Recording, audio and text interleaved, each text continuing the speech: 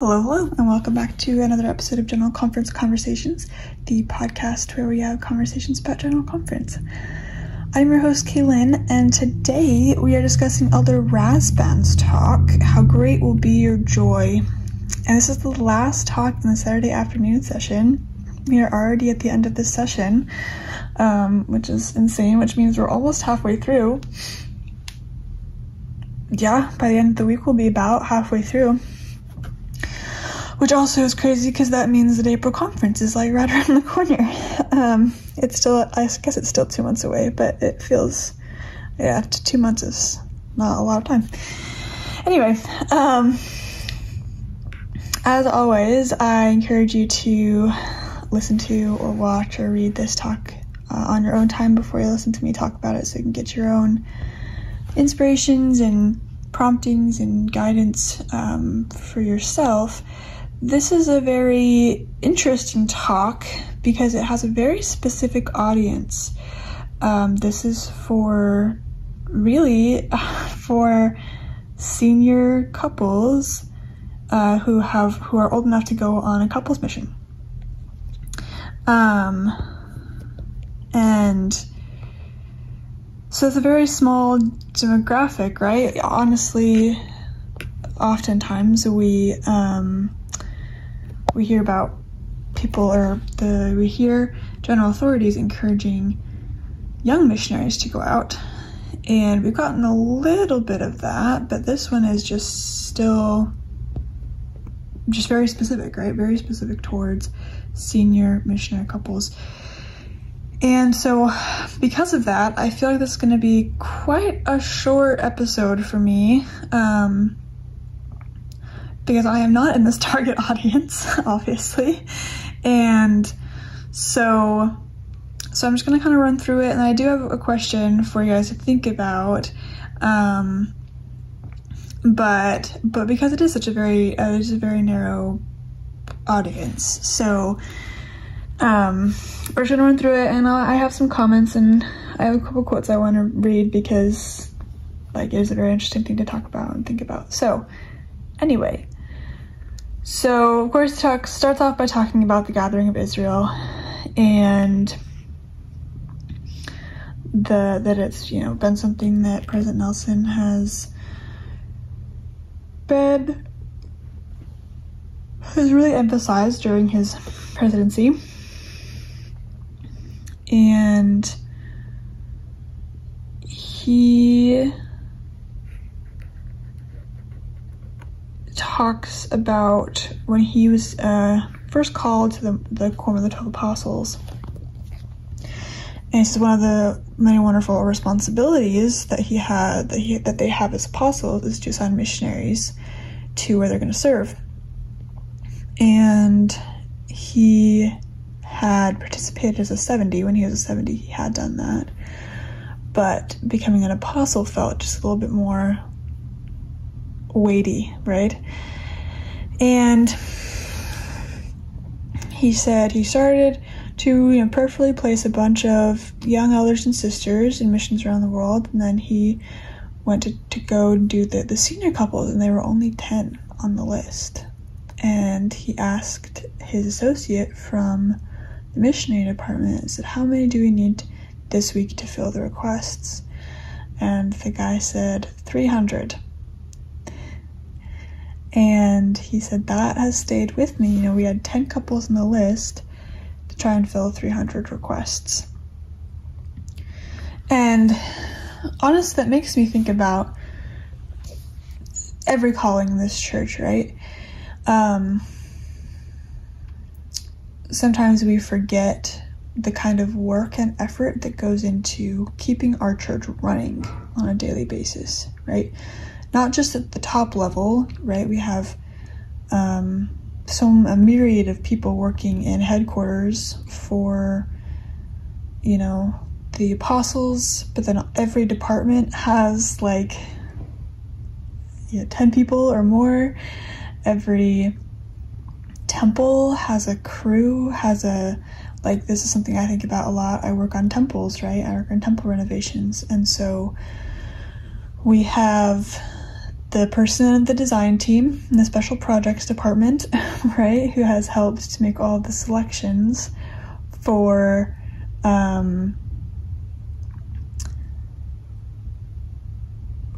everything, right? Everything from paint to wallpaper to flooring to what kind of stone the countertops are going to be made of, right?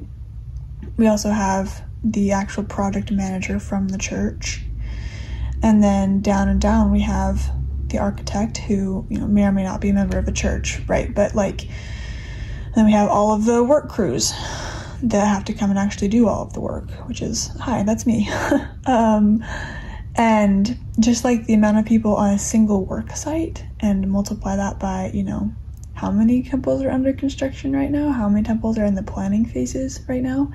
How many people are needed to scout real estate and acquire land and then design the whole temple and then get everything ready to build it, right?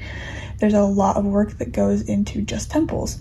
And then you break it down to steakhouses and meeting houses and seminary buildings and institute buildings and institute and seminary programs and wards and stakes, right? How many callings are there in a single ward that need to be filled for a ward to function?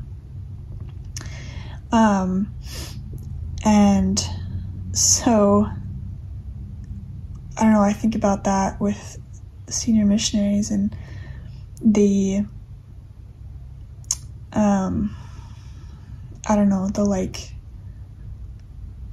I love senior missionaries. I guess I should say this.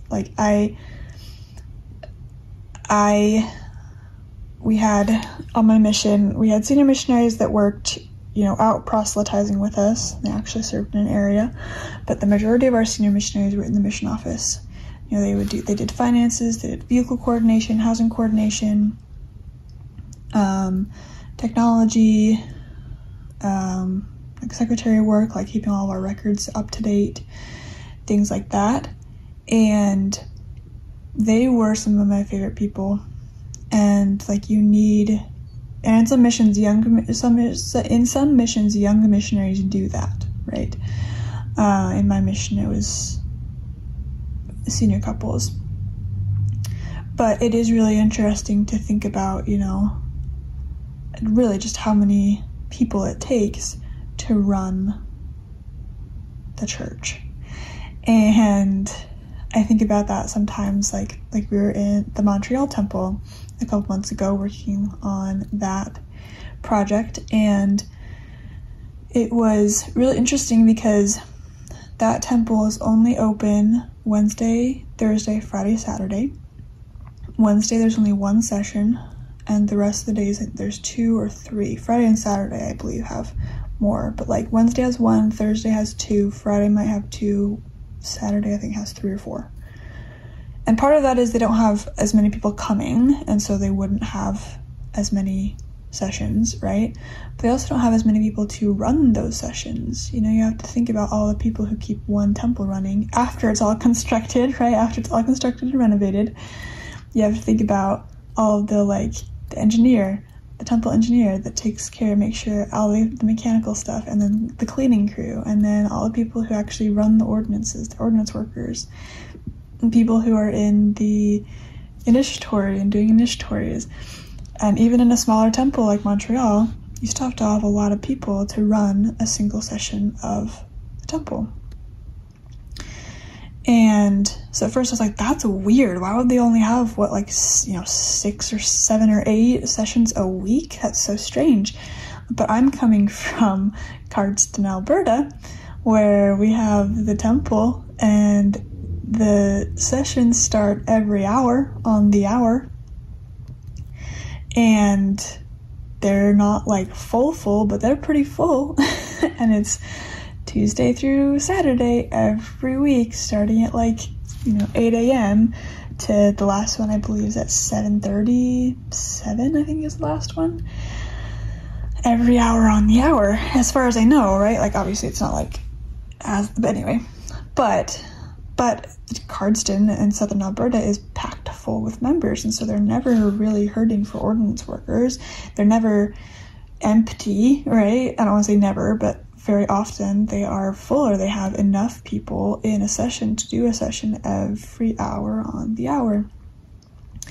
And anyway, it's just very fascinating to like really think about that.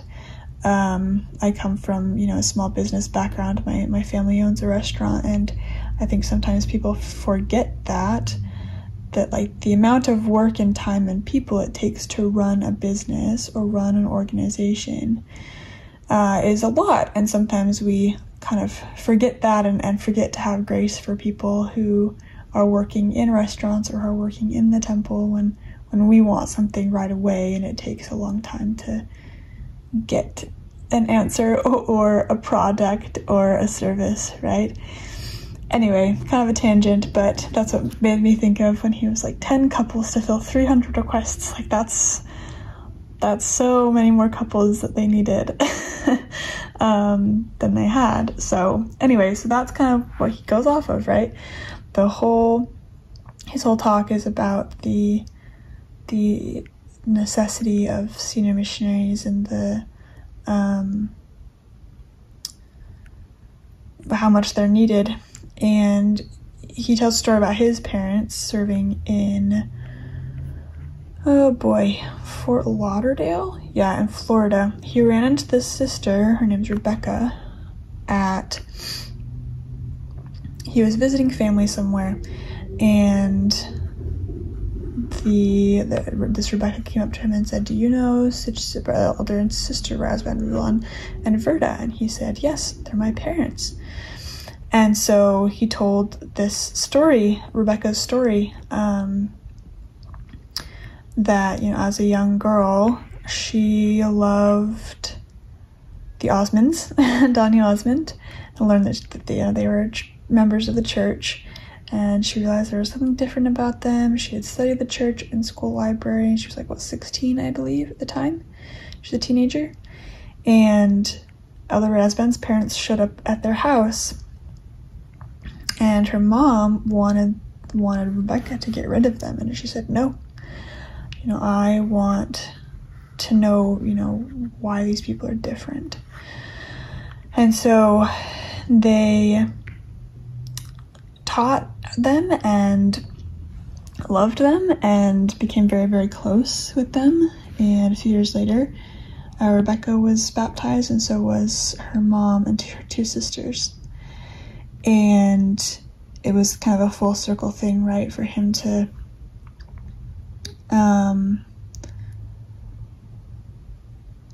meet these people and to meet that they had been so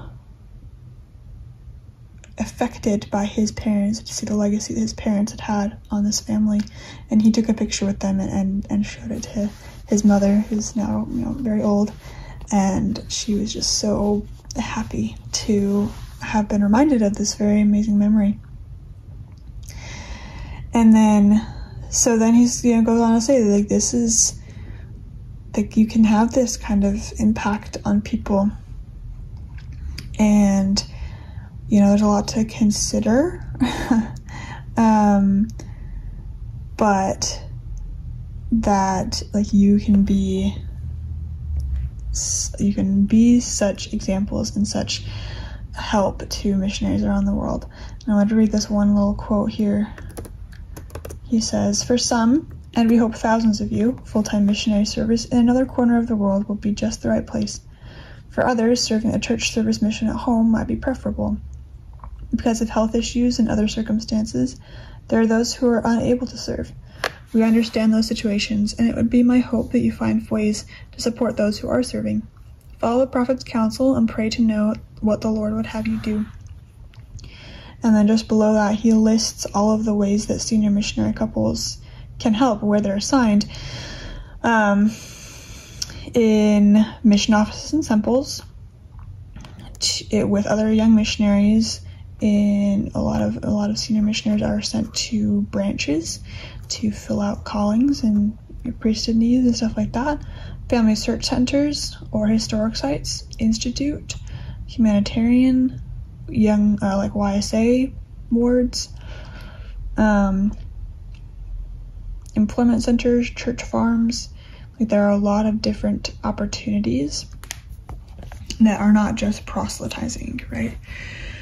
And, you know, I can think of a million senior couples that I've worked with throughout my life, not just as a missionary, but in my youth, in my branches when I was young, or, you know, since then, the senior couples that are in my ward or who I've known who've come back from missions, who are just brilliant, amazing, sweetheart people. And I wanted to tell you about like 3 of those stories really quick, kind of to like give some examples. When we moved to Illinois when I was 10, the branch we moved into was very, very tiny. It actually no longer exists because it was so small they dissolved it. By the time it was us and a few other bigger families, and the branch hadn't had missionaries in years. And I think it was a couple years in, they gave us a senior couple. And it was like the biggest deal in the whole world that we got missionaries. And we had a couple different sets of senior missionaries in our ward, or in our branch. And through their efforts to, you know, invite people to church, either, you know, less active members who hadn't been for years, or, you know, introducing new people to the church and having baptisms, we then got elders. And that was also a really big deal, right, that we had not had missionaries in so long. And so I'm so grateful. You know, in that circumstance, it was a bit more effective to have senior missionaries come into our stake. And then when I was in college, I studied abroad in England for about 3 months for a semester. And I went to the, you know, local congregation in Canterbury and absolutely loved my time there. And it was really funny to me because it was like half the ward was American. Either they like were American, they had married and then moved to the UK, or they were missionaries. There was a set of sisters and a set of elders. Both elders were from the States. One of the sisters were from the States. Actually, she was from my home stake, which was really weird. And the seniors couple, I can't remember where they were from, but they were from the States as well. And I absolutely loved them. Their assignment was the YSA, so they taught our YSA institute once a week in our ward, and then ran family home evening on Mondays. And then the ward, the town over, they did the same thing. They did institute and FHE. And they were so amazing. Like, they were, you know, kind of my stand-in parents while I was over there. I knew that I could always ask them for help. They often gave me a ride home from church because I walked. I didn't mind walking there. It's about a 45-minute walk across the city, and I never learned the bus system because I was just like, I'll just walk, it's fine. But they would often give me a ride home at the end of church, and it was really nice. It was really, really nice of them. Anyway, so I just loved them. Like, they were amazing, and they made it feel so much more like home. And then, like, as I was talking about on my mission, I worked with so many senior couples, some who were from, you know, Utah, other places, and some who lived in Mesa, Phoenix area and drove in every day. And near the middle of my mission, my driver's license expired. I had tried to get it renewed before I left, but because I hadn't turned 21 yet, like, it was like I was going to turn 21, so it was going to expire, but I hadn't turned 21 yet, and so they wouldn't let me renew it yet. Anyway, so it expired on my mission. It's very unfortunate. So I had gotten a hold of, you know, Illinois DMV. They'd sent me a form to fill out. I had to fill out this form, and then I also had to get an eye exam because obviously I wasn't going to be able to go into the DMV to have my eyes checked. And so the vehicle coordinator at the time was amazing, and I think he, like, filled out the form for me. Like, he did so much. And then got some of the documents that I needed together for me and like put all the packet together. And then the other thing was getting this eye exam was going to be counted as routine eye care. And I didn't have insurance. I was using the missionary medical insurance, which did not cover routine eye care. So I would have had to pay out of pocket for an eye exam. But they lived just outside the Mission Phoenix area, and they got an appointment with me, for me, with their eye doctor, who was a bishop, and didn't charge me because I was a missionary. And the sister, she drove me and my companion across the mission, out of mission borders, because, I mean, technically we weren't supposed to leave the mission, but it happened a lot because our mission was so tiny. But then we didn't have to use any of our miles. And so it was perfect. Like the extra mile that they went for me to be able to drive and have like, just to not have to worry about that, right? While I was also worrying about so many other things as a missionary was just amazing. And I have so many other stories of amazing senior couples that I worked with there that like I wouldn't even be able to start, but they were absolutely amazing. And so that's my question. Obviously, if you are a senior couple looking to go on a mission, then you know this talk is for you, right? But if you're not, if you're someone like me, do you have a joyful experience with a senior missionary couple or a senior sister? You know, think back to the people in primary youth, growing up in the church or joining the church, whatever, in the last few years, the senior couples, and not even like, right, not even from other places, right? Like people who are also serving from your stake, in your stake, during service missions or serving in the temples as ordinance workers or whatever they're doing, right? Do you have joyful experiences? Do you have good experiences and good stories with them? I think, I don't know, it's very important, even if you're not a missionary, right? But like, the impact that we have on other people is sometimes just so absolutely astonishing. I can't even imagine. So that's really all I've got for this one. It ended up being quite a bit longer actually than I thought, probably because of all my stories, but I hope that helped. Like, this is such a specific audience kind of thing, but it is fun to think about and to think of, you know, the impact that you've had, or the impact that Senior Missionaries has had on you, or the impact that you could possibly have as a senior missionary if that's something that you are able to do one day. So, as always, he actually has quite a few footnotes for this talk. A lot of kind of information for senior missionary opportunities, but also talks and scriptures and things like that. So check those out as well. As always, thank you so much for listening or watching. I really appreciate it, and I hope I'll have you back next time. As always, you can find me on Facebook and Instagram at General Conference Conversations. You can subscribe on YouTube or follow wherever you find your podcasts. And I always love hearing from you, so messages and reviews and emails, comments. I really do love to hear your insights, and maybe there's something you pulled out of here that was really meaningful to you. I'd love to hear it. So I will talk to y'all next time.